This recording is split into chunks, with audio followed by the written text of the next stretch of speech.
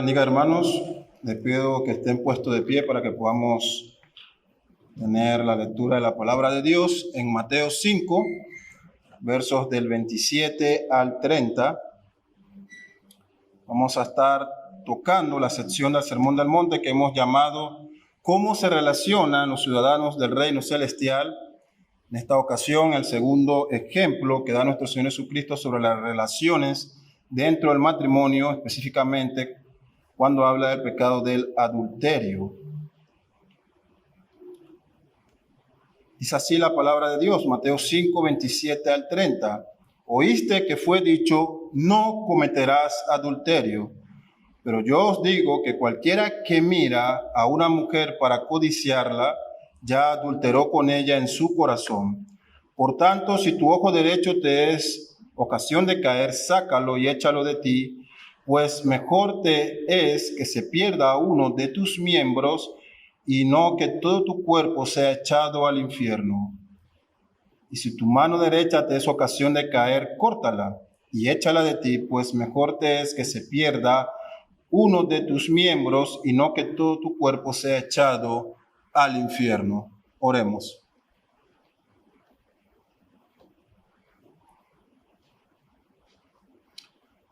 Padre, alabado y glorificado sea tu santo nombre.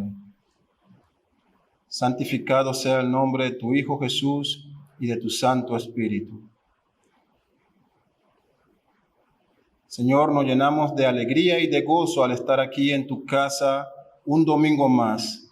Sabemos que son tus misericordias, tu provisión, Señor, que nos ha dado esta oportunidad de reunirnos como un cuerpo para la alabanza de tu nombre a través de la lectura de tu palabra, de nuestras oraciones, Señor, de los cánticos y ahora cuando escuchamos tu palabra predicada. Rogamos, Señor, que tu Espíritu Santo nos guíe en todo momento, nos dé entendimiento y sabiduría a cada uno de los que estamos aquí presentes. Ayúdame, Señor, para que pueda ser un mensajero fiel de tu palabra y que podamos ser transformados todos aquí, Señor, por el poder de tu revelación, las sagradas escrituras. Sé con tu iglesia en este momento, Señor, y recibe toda la gloria. En Cristo Jesús, tu Hijo, pedimos estas cosas. Amén. ¿Pueden tomar asiento, hermanos? El sermón de hoy está dividido en tres partes. La primera va a tratar sobre las demandas de la ley en el Antiguo Testamento. La segunda habla sobre la explicación y el sentido correcto que Jesucristo le da al mandamiento que estaremos estudiando. La tercera parte, entonces, son las acciones preventivas dadas por Cristo para que podamos combatir el pecado en nuestras vidas. Así que ese es el propósito de esta tarde. Hermanos, queremos iniciar diciendo que estamos en una sociedad sexualmente activa, libertina, vulgar, incoherente, embriagada de sexo, lujuria, homosexualidad, lesbianismo, pedofilia y otras clases de pecados de esta categoría, pecados sexuales, que se encuentran al diario vivir de cada uno de nosotros de manera pública. Somos bombardeados cada día de todas partes, tanto de la manera visual, con los programas que se transmiten en nuestras televisoras nacionales y extranjeras, con la música que se escucha en la radio, que se premia en estos Grammy y demás, con contenido sexual explícito y claro, ¿sí? Estamos siendo bombardeados también con toda la literatura que nos rodea, por ejemplo, nuestros periódicos, revistas y otros medios literarios contienen contenido sexual. Las redes sociales se han convertido en esta vitrina por medio del cual se promueven estos atributos físicos de la mujer y de los hombres. Es la ocasión perfecta si quieres enseñar tu cuerpo, buscar seguidores o tener muchos likes. Así que, como he dicho, es un bombardeo constante del cual no nos escapamos. Vamos a un centro comercial, no controlamos la música que se pone, ni las conversaciones que las personas tienen, ni la publicidad que los locales hacen, porque también la cultura llega a través de la forma en que está hostigando al individuo para que se vista más sensual, para que enseñe mucho más y pueda verse de una manera más atractiva. Sobre esto, como dije, los periódicos también contribuyen. El periódico es una literatura que está al alcance de cualquiera. No hay restricciones de edad para comprar un diario. Al módico precio de 25 o 50 centavos, creo que ni el más caro llega al dólar.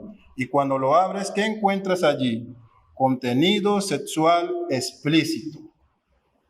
Anuncios de cómo tener estos servicios, con teléfonos, direcciones y tarifa, con pornografía explícita. ¿Y qué hacemos como sociedad? Pues nada, se promueve la infidelidad conyugal en nuestros diarios y muchos de nosotros tal vez, espero que no todos, compramos estos diarios para tener el conocimiento de la política o de las cosas que suceden en nuestro país y tenemos que cerrar los ojos o deshacernos de esas páginas, pero están allí, al alcance de todos. Sus hijos pueden comprarlo sin que haya restricciones. Pareciera que el lema de nuestra sociedad es sexo, sexo y más sexo, tenlo ya, es lo único que importa. Cada día millones de dólares se invierten en series, películas, telenovelas y reality shows que tienen como el único propósito estimular la sexualidad. Estimular la sexualidad. Si hablamos de la industria de la pornografía, las cifras y los números y las estadísticas son escandalosas. Si esta sociedad tuviera con Adán y Eva, ¿saben qué le hubieran dicho a Eva? Muerde la manzana, por favor, hazlo, muérdela. Queremos libertad, queremos hacer lo que nos plazca. Queremos disfrutar esta sexualidad y todos los placeres que podamos. Para que tengan una idea, quiero transmitirle estas noticias de nuestro país.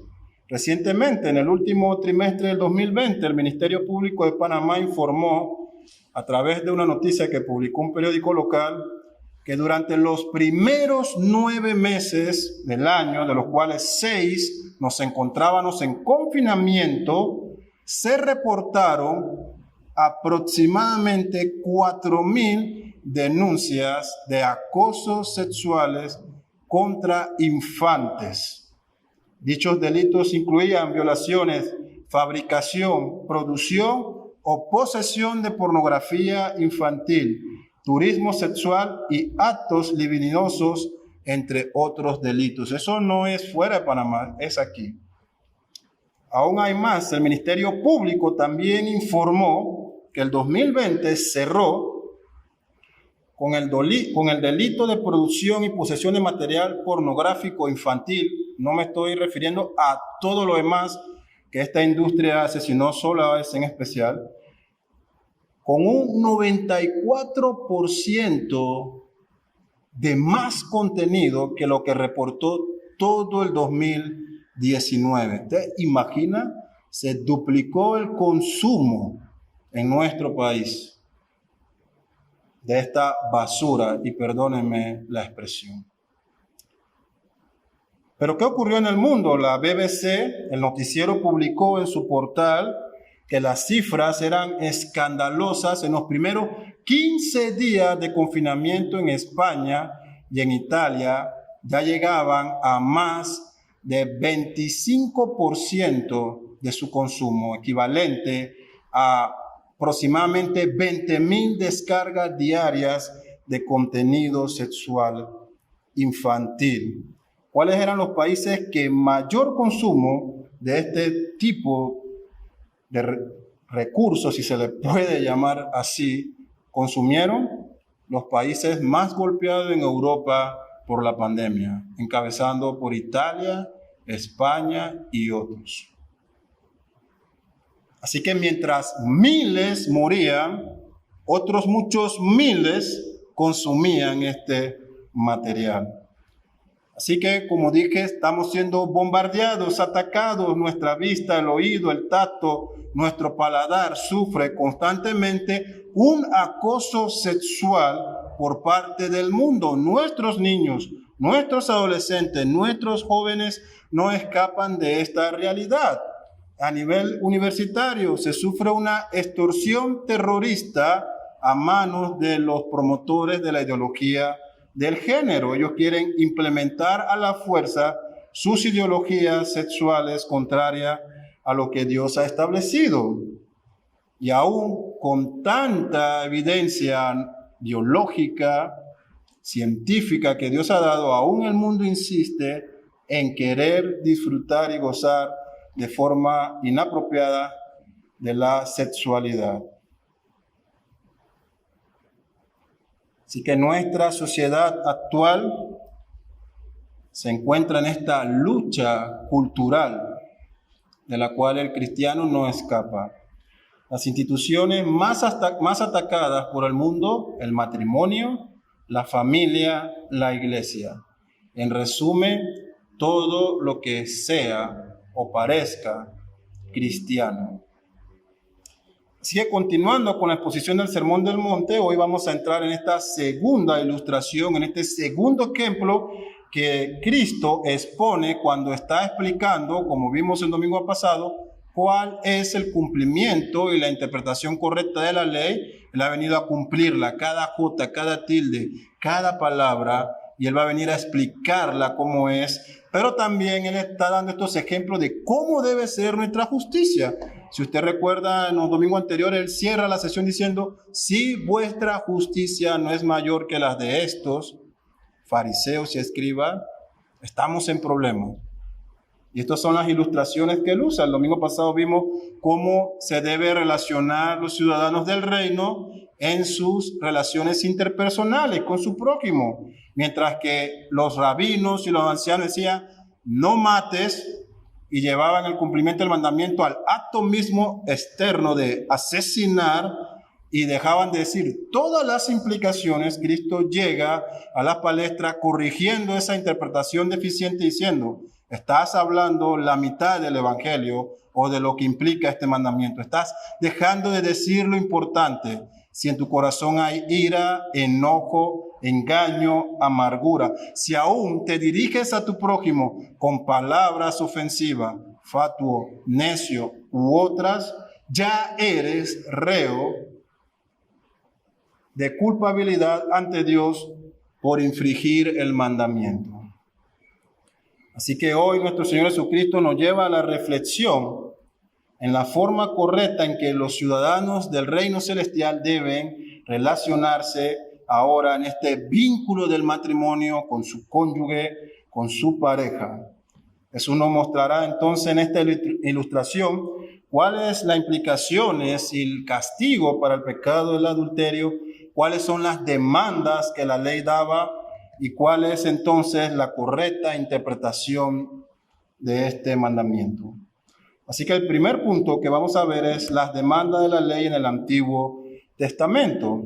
Como dijimos, los mandamientos implicaban dos sentidos, y se puede decir de esta manera sencilla. Había un sentido negativo y un sentido positivo. Vimos el domingo pasado que el mandamiento no matarás implicaba en el sentido negativo la prohibición, no matar, no asesinar, no destruir la vida, no afectar la imagen de Dios en tu prójimo ni en ti mismo. Y vimos diferentes ilustraciones de cómo esto se estaba haciendo a través de la eutanasia, el suicidio y muchos otros pecados como el aborto y los asesinatos y demás. Y en el sentido positivo del mandamiento, entonces, el creyente, la persona, era llamada a promover el cuidado y la protección de la vida, a conservar la vida, a cuidar el bienestar de mi prójimo, a cuidar la vida que se me ha dado a mí como un don único de parte de Dios para cada uno de nosotros. Y de esa manera encontrábamos entonces estas implicaciones.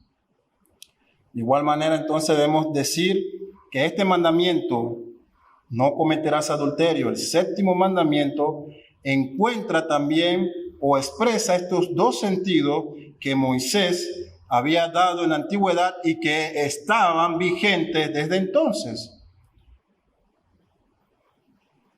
Así que vemos que nuevamente Cristo entra en el verso 27 con esta declaración: oísteis que fue dicho, no cometerás adulterio.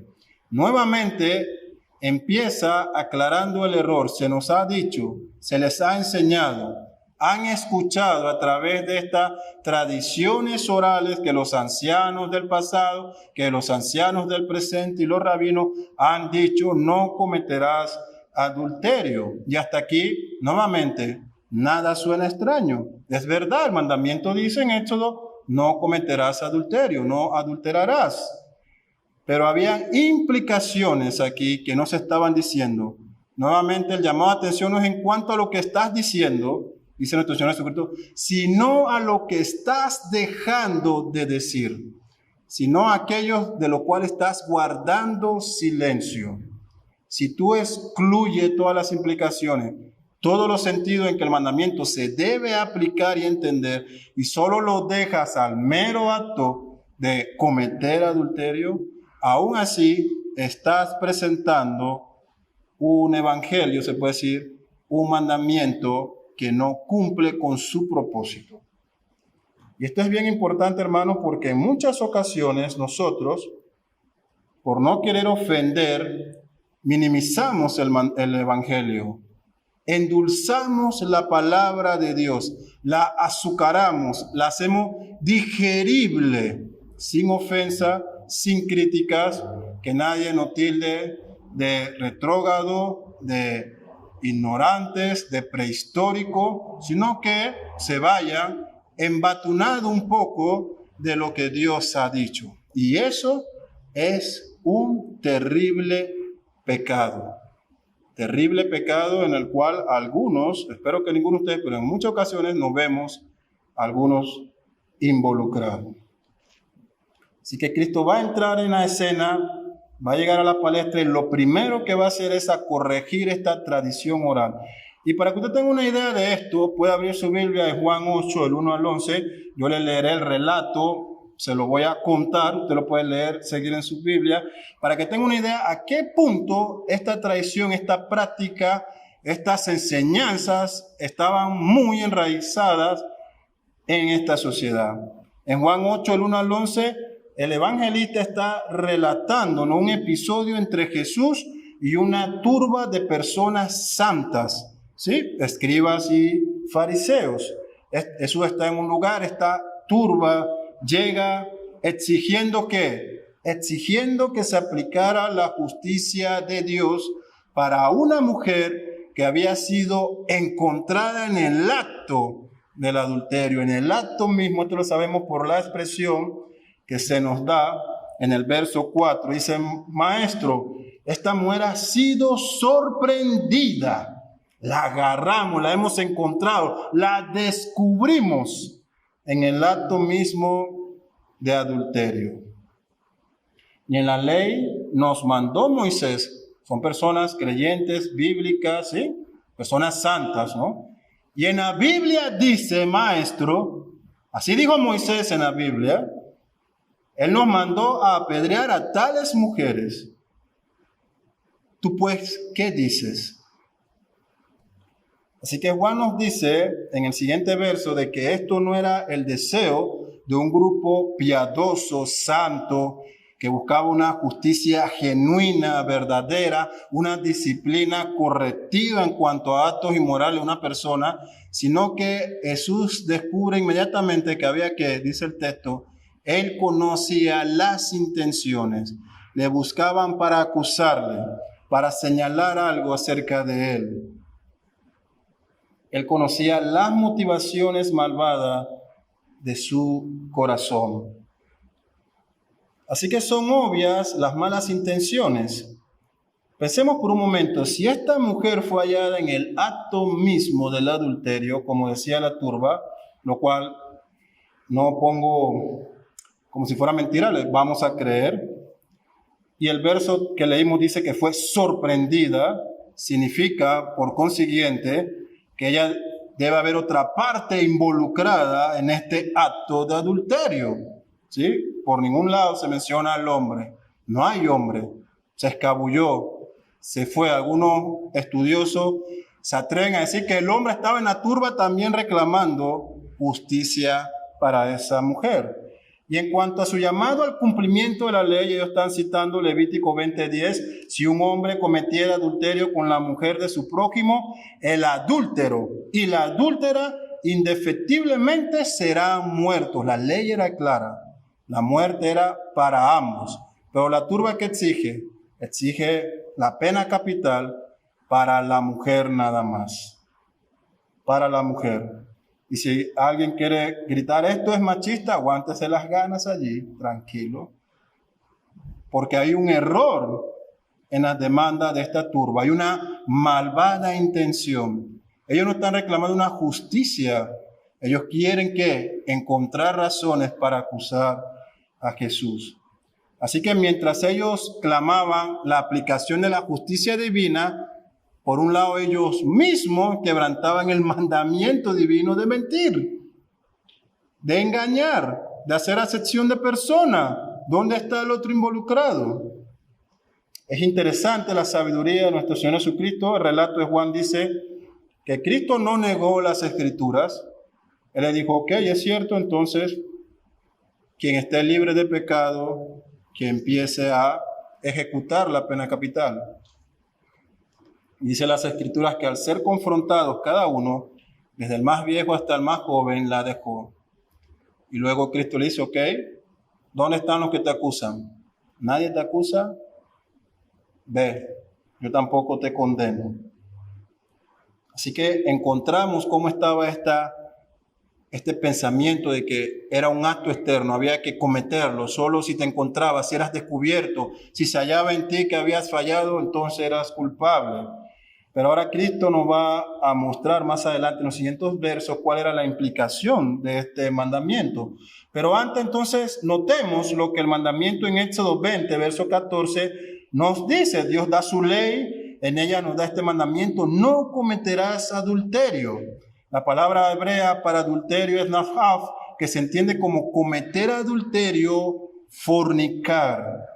Por consiguiente, podemos definir, hermanos, que el adulterio se refiere a cualquier tipo de incumplimiento o infidelidad al pacto matrimonial.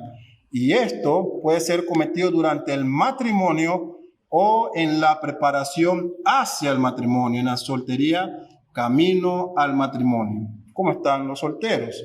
Así que el séptimo mandamiento, en su sentido de prohibición, nos dice no cometer adulterio.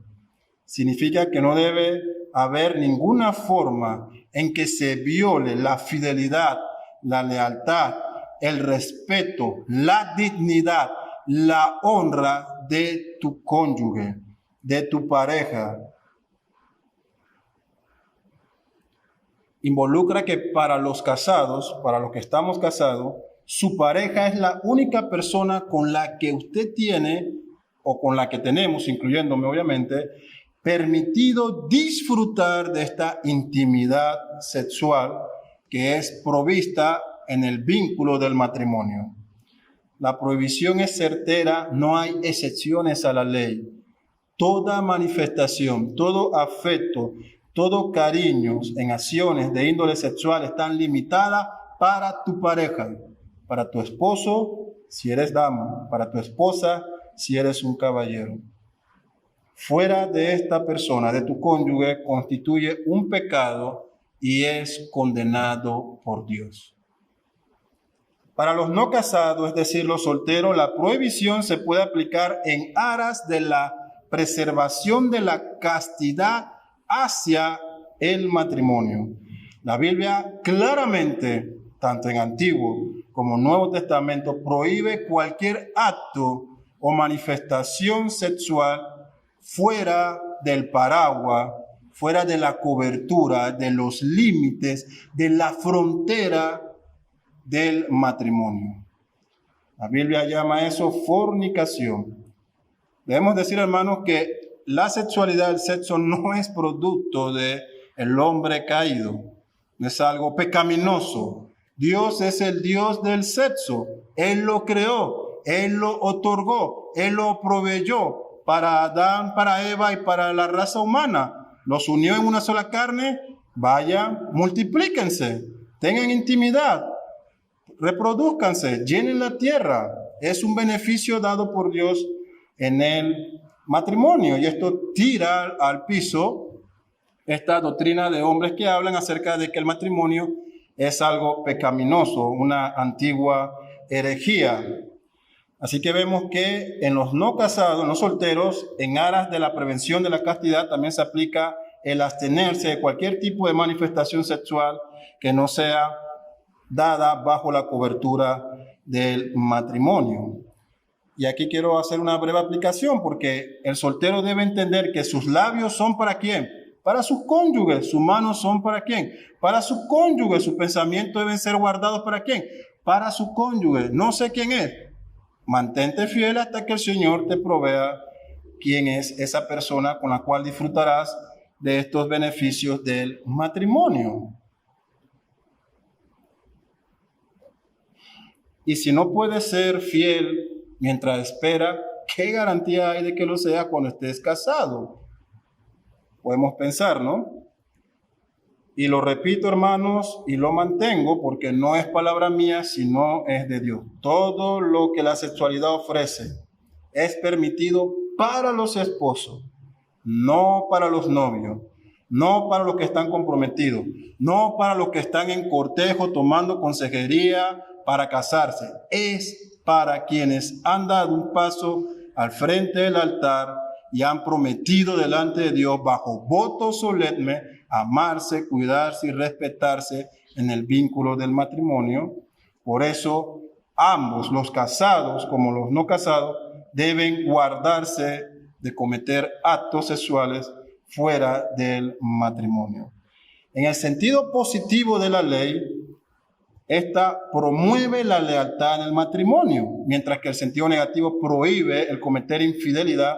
En el sentido positivo, el hombre, nosotros, estamos obligados, la dama también, a mantener la lealtad, a cultivar el respeto, la dignidad, a ayudar en la fidelidad de mi pareja y la mía. Este es el sentido positivo de este mandamiento que nos anima a procurar entonces, ¿qué cosa? El cuidado y el bienestar del matrimonio, cultivar la santidad en mi relación con mi cónyuge.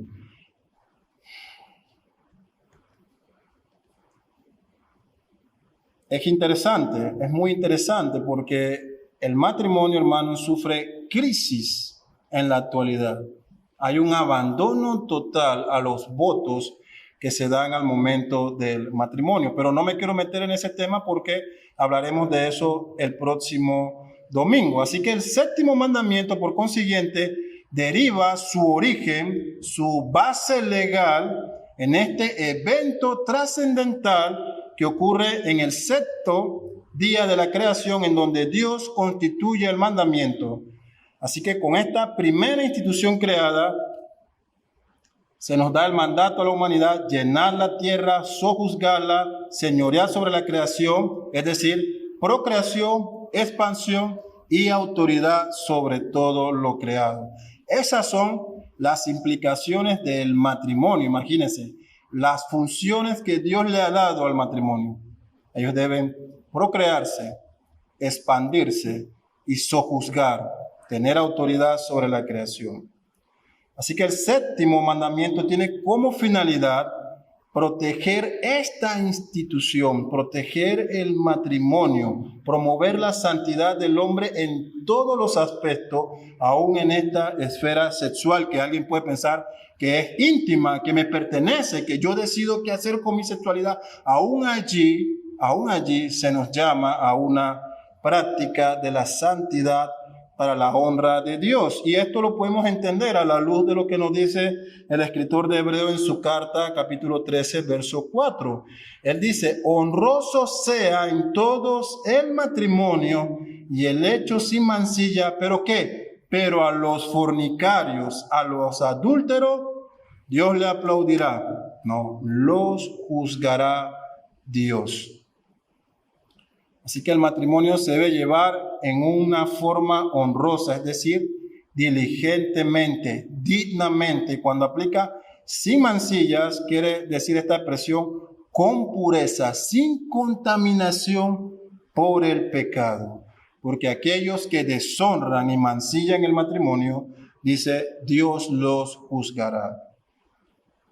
Así que hasta aquí observamos que el mandamiento involucrado en la ley que Dios da a Moisés tiene implicaciones, demandas muy altas para cada uno de nosotros.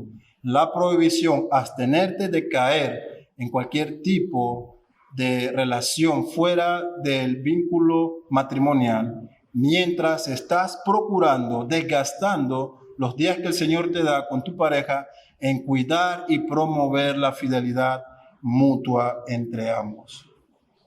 Lo segundo que vemos ahora es que nuestro Señor Jesucristo entra para quitar el error de la aplicación que le daban los ancianos a una implicación solo externa y nos muestra entonces que el adulterio no es el resultado al azar, sino que hay una planeación y una motivación que crece en el corazón de cada persona. Él dice mismo, verso 27, oíste que fue dicho, no cometerás adulterio, pero yo os digo que cualquiera que mira a una mujer para codiciarla, ya adulteró con ella en su corazón.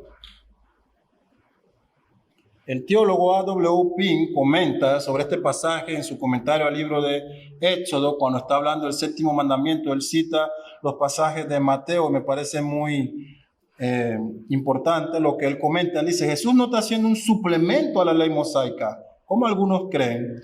Sencillamente está cumpliéndola, amplificándola, mostrando la espiritualidad de ella y que no se refiere, en primer lugar, a un acto manifiesto y en segundo lugar, ni se refiere a la relación matrimonial, sino que se refiere a la pasión, sea que alguna vez se exprese o no. Así que lo primero que vemos con nuestro Señor Jesucristo descubre aquí es la motivación interna. Jesús dice, es un pecado del corazón. Nace allí. Nace allí. Cristo está mostrando entonces el sentido genuino del mandato. Él está explicando que no se refiere solamente a un tipo de acontecimiento físico, sino que también el deseo, la pasión, el sentimiento, los pensamientos impropios. Él dice, aquel que está mirando, lo leemos ahí en el verso 27, yo digo que cualquiera que mira a una mujer, aquel que está fijando sus ojos, aquel que está codiciando. ¿Se ha preguntado por qué los mandamientos cierran? No codiciarás. Los 10 mandamientos, no codiciarás. Eso arropa todo lo que se ha dicho. Es la conclusión lógica. Después que vas a honrar a Dios sobre todas las cosas, no lo vas a deshonrar ocupando el lugar de Él, codiciándolo con otra persona, etcétera, etcétera. Al final, todo es no codiciarás. Cristo dice, el que está mirando, el que está codiciando, el que está deseando lo que no le pertenece. ¿Recuerdan el domingo pasado, Santiago? ¿De dónde nacen las guerras, los pleitos, las iras, los adulterios, las fornicaciones? Dice, de la codicia, codiciamos y no tenemos. Así que Cristo llega al fondo, a la raíz del problema. Aquel que está codiciando, es la palabra en el original epitumeo, que quiere decir aquel que desea con lujuria. Y como hemos dicho, aunque el mandato puede entenderse como de exclusividad para los casados, observamos que la enseñanza de Cristo comprende y se aplica a todos, solteros y casados. Todos estamos propensos a pecar, a codiciar, a tener este sentimiento de lujuria por algo que no es nuestro, por aquella persona que no es nuestra. Este pecado de lujuria está presente, es una realidad con la cual solteros y casados tienen que combatir diariamente.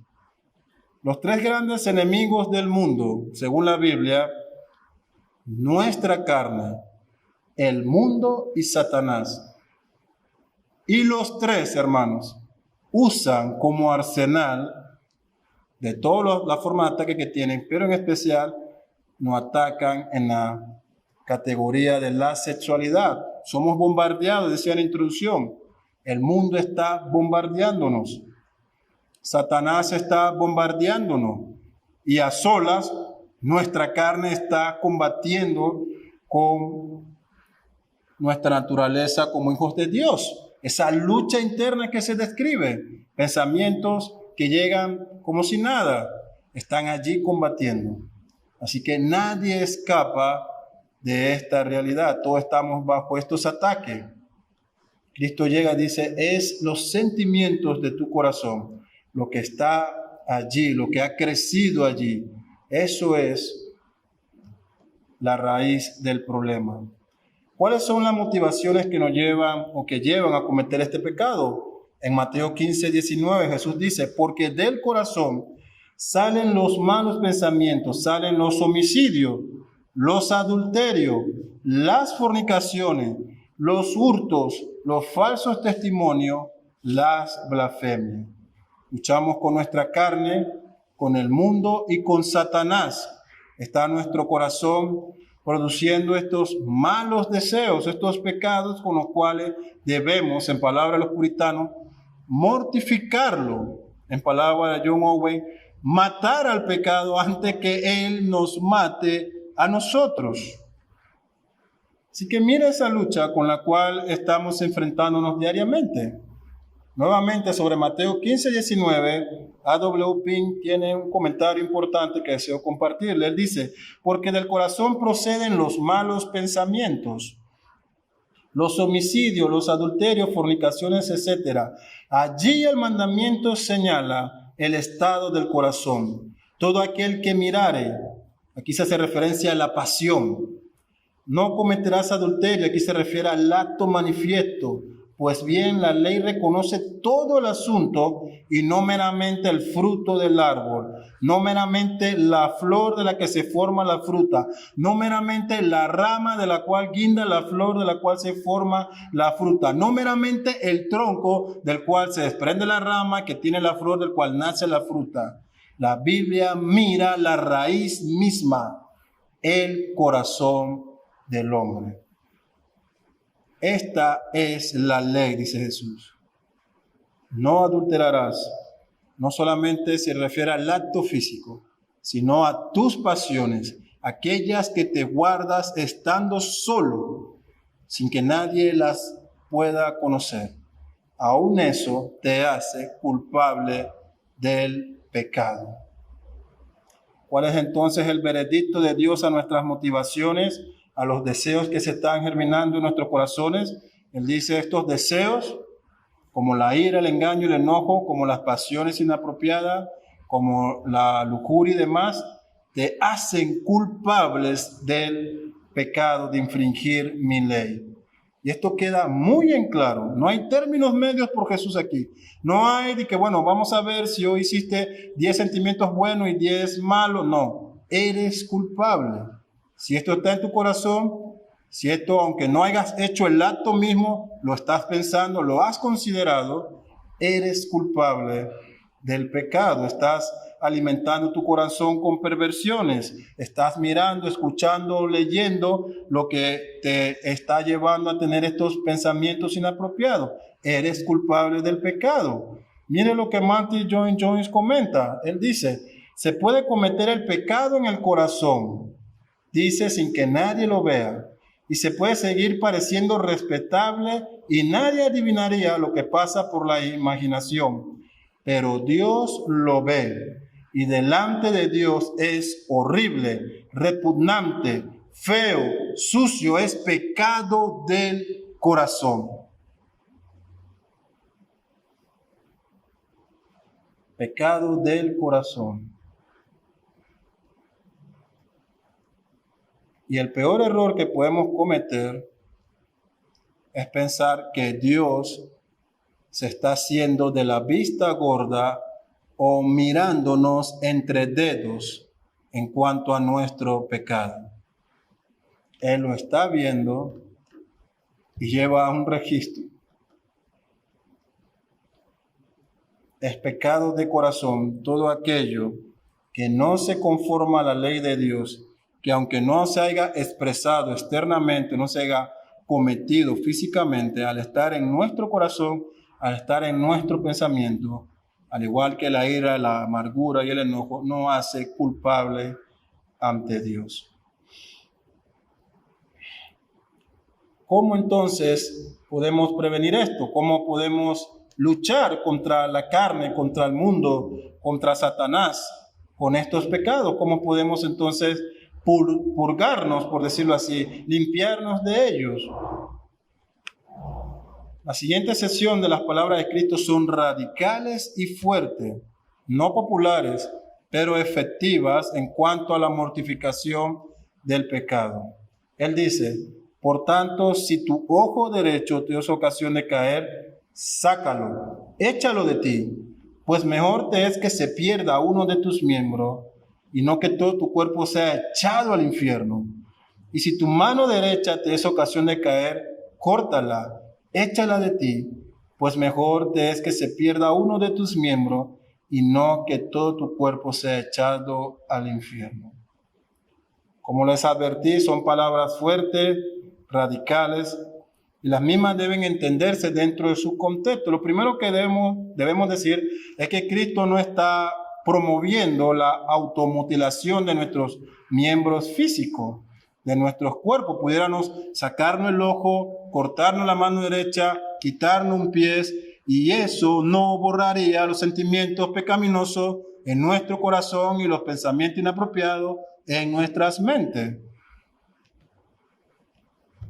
Eso no quitaría los deseos lujuriosos y adúlteros que pueden crecer en el hombre y en su corazón.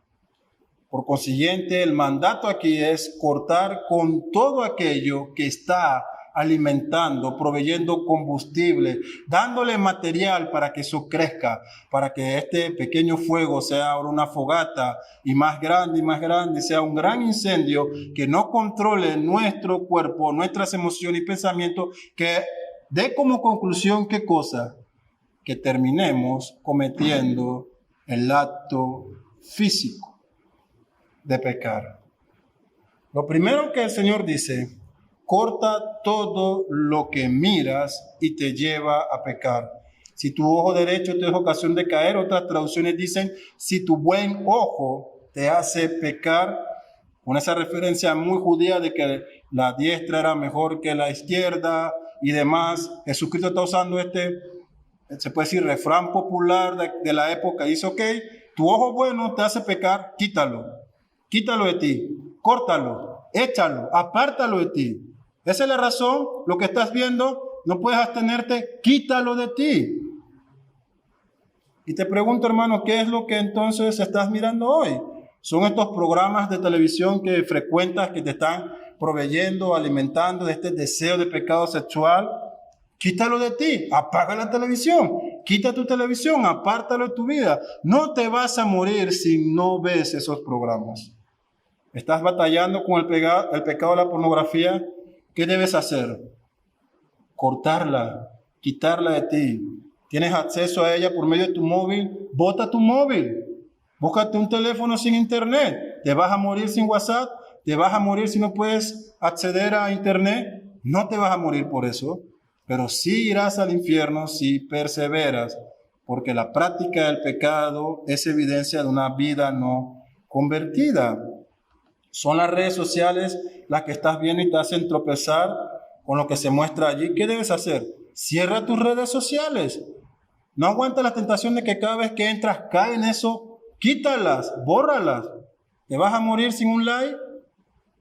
¿Verdad que no? Entonces, quítala, es lo que está diciendo nuestro Señor. Lo que ves, lo que te motiva, lo que alimenta tu mente, tu corazón con tu vista, te hace caer, te hace tropezar. ¿Qué esperas? Quítalo de ti, apártalo, échalo fuera, deshazte de ello.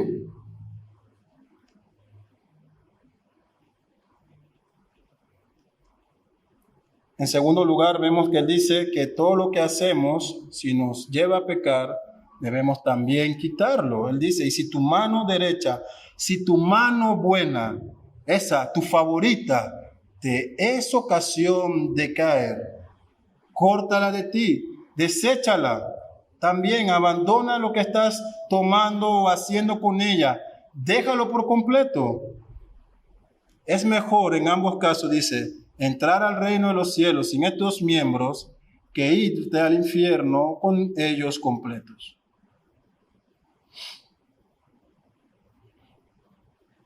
¿Qué estás haciendo? Las compañías que frecuentan, tus amistades, te incitan, te promueven a ver cosas, a hacer cosas que no conviene, quítalas de ti. Quítala de ti. Si eres soltero y estás en una relación, conociendo una persona con la cual estás orando para que Dios te muestre si es la voluntad casarte, y esta persona te está llevando, incitando o manipulando para cometer actos que a Dios no agrada, ¿qué debes hacer? Apártate de ella. Si en la soltería no te respeta y no te ayuda a contribuir en la santidad, sino que te arrastra al pecado, déjalo, corta eso. Hasta aquí es una aplicación del pasaje, pero hay algo más. Está el sentido allí. El sentido que dice nuestro Señor Jesucristo cuando dice, si tu ojo derecho te ocasiona de caer, sácalo, y si tu mano derecha te ocasiona de caer, córtala. Se refiere a que aquellas cosas que son importantes para ti, como un ojo, como una mano, aquellas cosas que tienes que son importantes para ti, si te están llevando a pecar, si te están haciendo tropezar, córtalas por completo, deshazte de ella.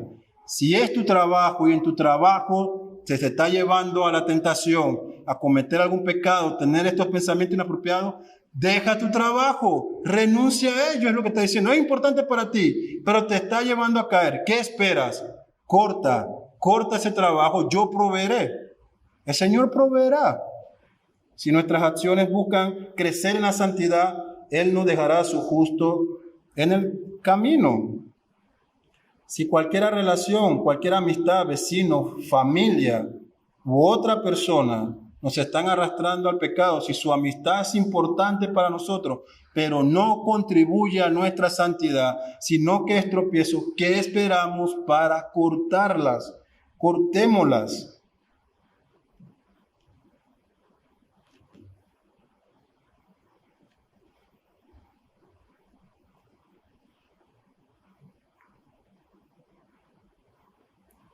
Debemos tener presente, hermanos, que Cristo fue a la cruz. Él entregó todo por salvarte. Su muerte fue nuestra responsabilidad. Nuestra responsabilidad. Nuestros pecados se les imputaron, no los de Él, los nuestros. Lo vimos en Semana Santa. Si Él estuvo dispuesto a renunciar a su estado de gloria, despojándose de su majestad, de su relación con el Padre, para humillarse como siervo, encarnarse, ser maltratado, luego en la cruz sufrir el abandono de Dios por nuestro pecado. Si Él hizo eso, ¿estamos nosotros dispuestos a renunciar a aquellas cosas que tenemos como importantes, pero que nos hacen pecar? Reflexione en eso. Nuestra santidad, nuestra devoción, nuestro compromiso con el Señor es mayor que cualquier cosa que podamos tener, pero que nos lleva al tropiezo en el pecado. Es mayor entonces nuestro deseo por Dios. Abandonemos esas cosas. Cortémoslas de nuestras vidas. Porque el veredicto es el que da Jesucristo aquí. Pues mejor te es que se pierda uno de tus miembros y no que todo tu cuerpo sea echado al infierno. El infierno, dice Jesucristo, es la paga para aquellos que están viviendo en pecado, aquellos que practican el pecado, están disfrutándola. Así que no tomar estas medidas que suenan radicales para mortificar el pecado y evitar cometerlo, nos llevará al infierno. Nos llevará al infierno porque aunque el creyente peca, él reconoce lo que está ocasionando ese pecado, corta con eso y busca huir de la misma manera en que José huyó de la tentación de la mujer de Potifar. No importaba si la cárcel esperaba. ¿Cómo pecaría yo contra Dios?, decía él. A veces nos falta ese valor. Estamos tan arraigados a cosas materiales o a personas que no estamos dispuestos a perder nada. Todo lo importante que podamos pensar aquí no serviría si nuestro destino final es el infierno. Y los puritanos tenían esto muy en claro. Nos falta un poco del pensamiento de ellos en la actualidad. Nótese John Owen, en uno de sus libros, él dice, si no permanecemos en la oración, vamos a permanecer en la tentación. Él mismo fue el que dijo que si no matas el pecado en tu vida, el pecado te matará a ti. Es una lucha. Nuestra carne, el mundo, Satanás. ¿Cómo aplicamos entonces todo lo que nuestro Señor Jesucristo nos ha dicho? Para nosotros los creyentes, para los ciudadanos del reino, se nos insta a procurar cuidar nuestras vidas cristianas. En primer lugar, no exponiéndote al pecado, un cuidado preventivo. No me expongo al pecado. Para los casados, evitar cualquier situación en la que podamos exponernos a ser tentados, e igualmente para los solteros. Nótese el paralelo que se da en la descripción dada por Cristo cuando cuenta el proceder de este pecado. Dice, el que mira, el que codicia. Y cuando usted va a Génesis y ve a Eva, ella está mirando el fruto, codiciándolo y después pecándolo, porque la Escritura dice, y comió. Jesucristo dice lo mismo, el que está mirando y codiciando ha pecado. El mismo proceder. Si nos exponemos a estas cosas que alimentan esos deseos pecaminosos en nosotros, estaremos en gran peligro, en gran peligro. Así que debemos huir de la tentación, no exponernos a la tentación, y si por alguna razón estamos enfrentando una, huir de ella, no mirarla y darle la vuelta y considerarnos, huir. En primera instancia, no me expongo, y si por alguna razón me expuse, huyo de ella, huyo de la tentación. Para quienes no han creído, hermanos y queridos oyentes, el mundo está allí. El mundo va a seguir promoviendo cada día todas esas inmoralidades sexuales, todas esas ideologías depravadas, toda esa filosofía del placer, el hedonismo, toda esa incitación a pecar, a tener libertad bajo la bandera de la libertad, a gozar de los deleites, a morder la manzana del pecado. El mundo solo te podrá dar esa etiqueta de vete felizmente al infierno. Si persistes, si no te has arrepentido, si continúas en este estilo de vida alejado de Dios, en rebeldía a su palabra, el infierno es ese destino. Habrás disfrutado, habrás gozado, pero estarás en el infierno. Un lugar donde no es fiesta diaria, sino tormento continuo. Ira, una ola tras otra ola de la ira de Dios por todas las eternidades. Te exhorto a que te arrepientas de tu pecado si no has creído, a que de veras clames a Dios por salvación. Concluimos, hermanos, respondiendo a la pregunta original de este sermón. ¿Cómo se relacionan los ciudadanos del reino celestial en cuanto a su relación con el matrimonio? De acuerdo a lo que hemos visto, los ciudadanos del reino celestial se relacionan en su matrimonio de una forma que honra a Dios. Promueven la santidad en sus vidas, la fidelidad, la lealtad hacia su cónyuge en todos los aspectos, es decir, con sus sentimientos, con sus pensamientos, con sus acciones. Los ciudadanos del reino celestial se oponen a toda práctica sexual fuera del matrimonio, condenan el adulterio y entienden la gravedad de las implicaciones de este terrible pecado. condenan la fornicación también. Los ciudadanos del reino celestial que esperan el momento en que Dios le provea a su pareja a los solteros, practican la castidad, honrando de esa manera el pacto matrimonial a futuro desde el momento en que esperan llegar al casamiento. Los ciudadanos del reino celestial evitan proveer para la carne. Nótese lo que dice el apóstol Pablo en Romanos 13:14.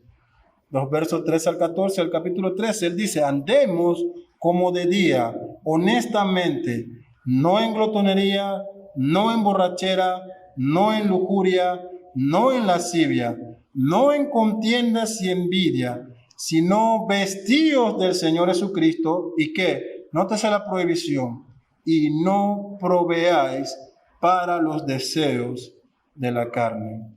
Así que Pablo manda a la iglesia a que se hunda, en esta palabra en el original, en dúo, a hundirse en el vestido, a investirse, ¿sí?, el carácter de Cristo en su vida, y a no proveer para la carne, a no darle combustible a estos sentimientos, a no exponernos a situaciones que nos lleven a pecar.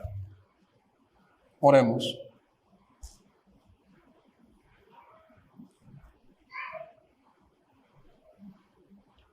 Oh Padre, estamos tan avergonzados delante de ti, Señor, porque sabemos que aún estando a solas, pecamos con nuestros sentimientos, con nuestros deseos. Cometemos, Señor, todas clases de pecados que no se conforman a tu ley. Tu palabra, Señor, nos habla tan claramente, es un espejo que refleja todas nuestras imperfecciones. Nos arrepentimos, Señor, de todos estos pecados.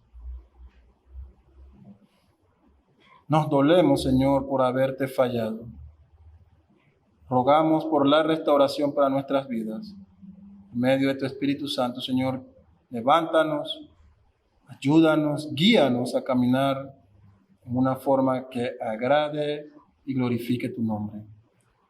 Que esto sea una realidad, Señor, en las relaciones matrimoniales, que cada esposo y esposa aquí presente, Señor, y quienes escuchen a futuro este sermón, entiendan, Padre, que esta institución que tú formaste, que tú creaste, que el matrimonio es delante de ti, Señor, sagrado y santo, y que tú no permitirás que esto sea desvirtuado, y que pagarás con un juicio justo a todos aquellos que deshonran el matrimonio, Padre.